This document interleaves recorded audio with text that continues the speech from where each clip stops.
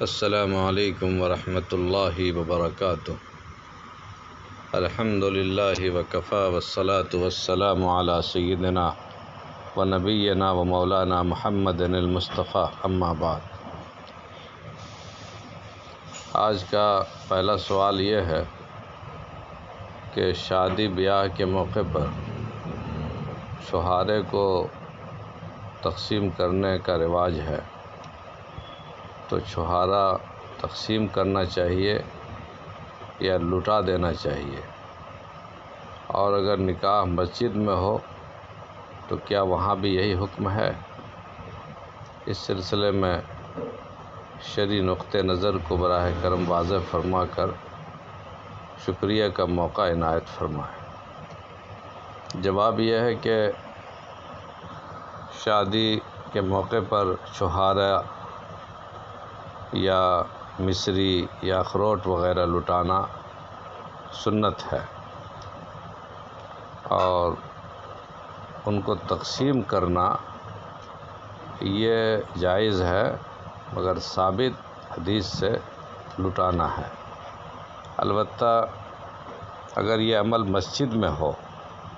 تو مسجد کے ادب و احترام کو ملحوظ رکھتے ہوئے یہ عمل ہونا چاہیے، کیونکہ مسجد کا احترام واجب ہے اور چھہارے کو لٹانا سنت ہے۔ تو ایسا نہ ہو کہ سنت کی تعمیل کرنے کے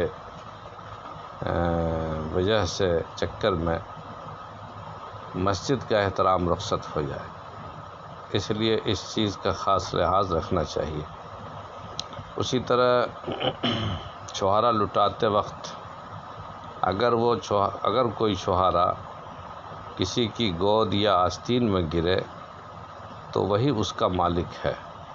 کسی اور کو اس کی گود سے لینا جائز نہیں ہے، بشرطے کہ اس نے دامن یا آستین کو اس لیے پھیلایا ہو، اور اگر دامن یا آستین کو اس لیے نہیں پھیلایا تو دوسرے کے لیے لینا جائز ہوگا۔ اور اگر کسی کے سر پر گرے تو دوسرے شخص کو لینا جائز ہے، اور اگر کسی نے چھہارے کو ہاتھ میں لے لیا اور پھر اس کے ہاتھ سے گر گیا اور دوسرے شخص نے اسے لے لیا تو یہ اس کے لیے جائز نہیں ہوگا، بلکہ پہلا شخص ہی اس کا مستحق ہے۔ دوسرا سوال یہ ہے کہ آج کل الیکشن کا ماحول ہے اور لوگ ووٹ مانگنے کے لیے آتے ہیں، تو کیا ہم اپنے ووٹ کو فروخت کر سکتے ہیں؟ یعنی کسی سے ہمارا یہ معاملہ ہو جائے کہ ہمیں اتنی رقم دیجیے تو ہم آپ کو ووٹ دیں گے، تو کیا اس طرح ووٹ کو فروخت کرنے کی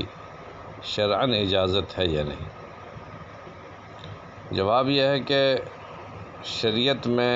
ووٹ کی حیثیت شہادت یعنی گواہی یا شفاعت یعنی سفارش اور وکالت، ان تینوں میں سے کسی کی ہے۔ گویا کہ جس شخص کو ووٹ دیا جاتا ہے اس کے حق میں ملک و ملت کے خیرخواہ ہونے کی شہادت دی جاتی ہے، متعلقہ وکیل اور نمائندہ بنایا جاتا ہے، اور ان تینوں حیثیتوں کے اعتبار سے ووٹ مال متقوم نہیں ہے، یعنی ایسا مال نہیں ہے جس سے شرعاً نفع اٹھانا ممکن ہو،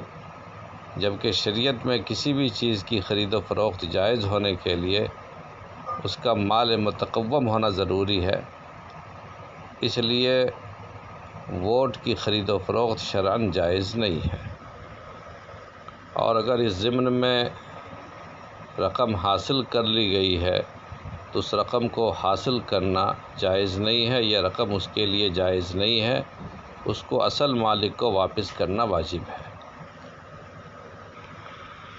تیسرا سوال یہ ہے کہ آج کل بڑے بڑے شہروں میں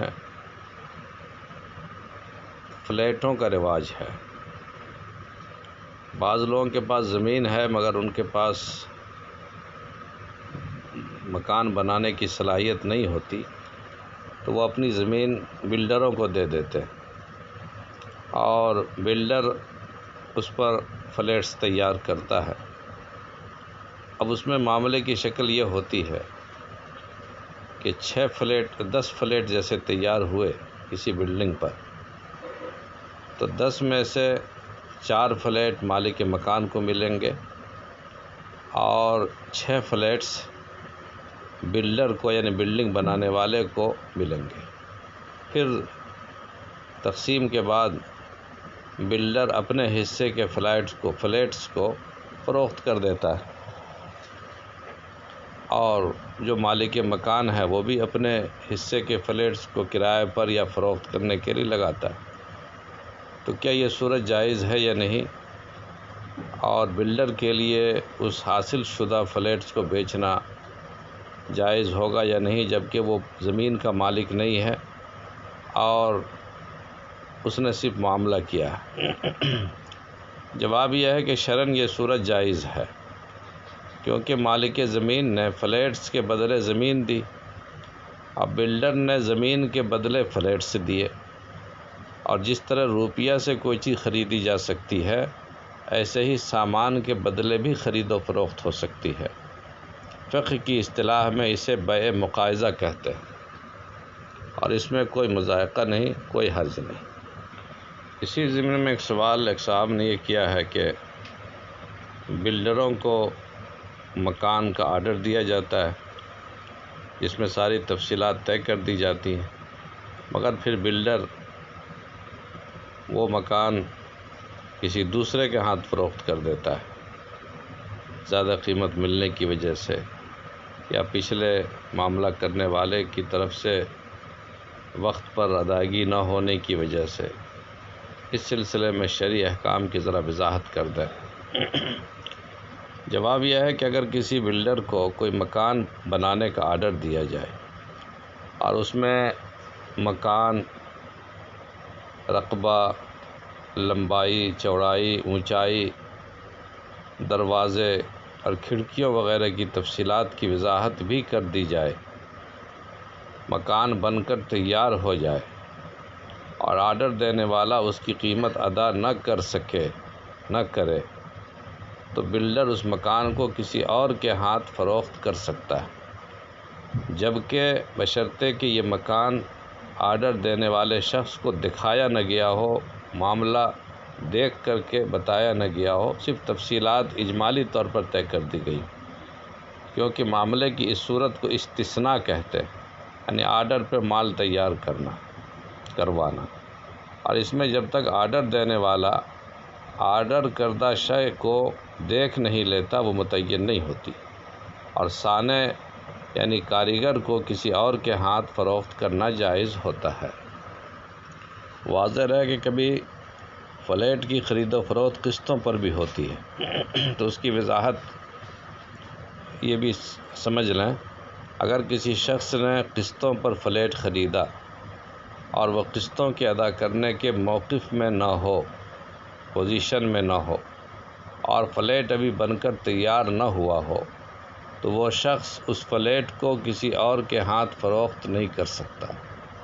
کیونکہ شریعت اسلامی نے اس چیز کی بیع سے منع کیا ہے جو ابھی وجود میں ہی نہیں آئی ہے،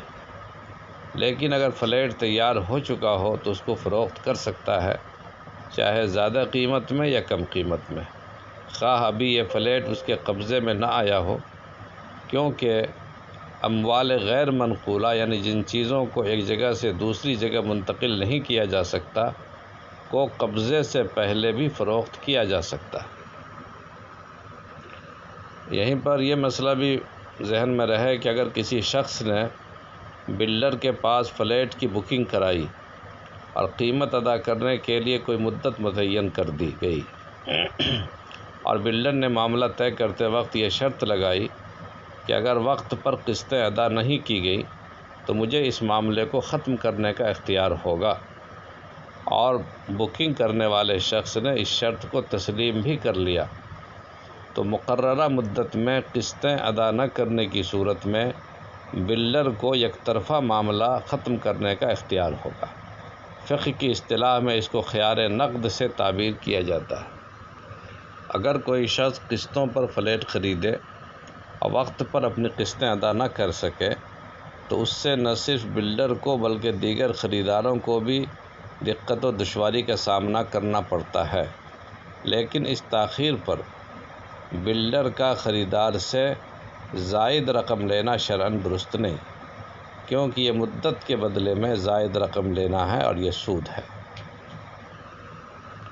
ہاں، بیچنے والے کے مطالبے کے بغیر ہی اگر خریدنے والا اپنی طرف سے قیمت بڑھا کر دے دے جس کا کوئی مطالبہ نہ ہو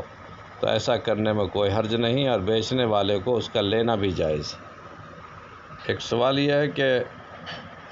رشوت دے کر ملازمت حاصل کرنا کیسا ہے؟ آج کل رشوت کا عام رواج ہے، بغیر رشوت کے نوکری نہیں ملتی، تو جو لوگ رشوت دے کر نوکری حاصل کرتے ہیں ان کا یہ عمل کیسا ہے اور اس ملازمت کے بعد جو کمائی ہوگی اس کمائی کے بارے میں شریعت کا حکم کیا ہے؟ جواب یہ ہے کہ جو لوگ ملازمتیں دلوانے کے لیے امیدواروں سے رشوت لیتے ہیں، رشوت لینے والا ہر حال میں جہنمی ہے۔ البتہ رشوت دینے والا شخص اگر ظلم سے بچنے اور اپنا جائز حق حاصل کرنے کے لیے رشوت دے تو امید ہے کہ اللہ کی جانب سے اس کا مواخذہ نہ ہوگا۔ رشوت دے کر جو ملازمت حاصل کی گئی ہے اس کا حکم یہ ہے کہ اگر یہ شخص اس نوکری کا اہل ہے اور اس میں ساری صلاحیتیں موجود ہیں اور جو کام اس کے سپرد کیا گیا ہے وہ اسے ٹھیک ٹھاک انجام دیتا ہے تو اس کی تنخواہ حلال ہے، اور اگر وہ اس کام کا اہل نہیں ہے، اس میں وہ صلاحیتیں موجود نہیں ہیں، محض رشوت کی بدولت اس نے وہ نوکری حاصل کر لی ہے تو تنخواہ بھی حلال نہیں ہے۔ اسی کے ساتھ آج کی مجلس تمام ہوتی ہے۔ واللہ عالم بالصواب۔